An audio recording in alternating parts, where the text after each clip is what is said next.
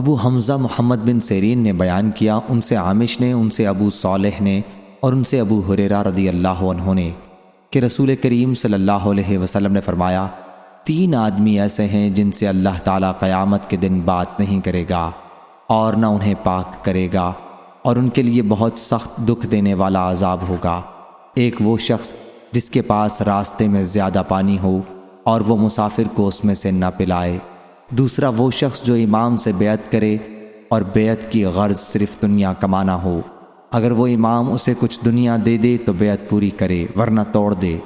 تیسرا وہ شخص جو کسی دوسرے سے کچھ مال متاع عصر کے بعد بیچ رہا ہو اور قسم کھائے کہ اسے اس سامان کی اتنی قیمت مل رہی تھی، اور پھر خریدنے والا اسے سچا سمجھ کر اس مال کو لے حالانکہ اسے اس کی اتنی قیمت نہیں مل رہی تھی۔ صحیح بخاری حدیث نمبر 7212۔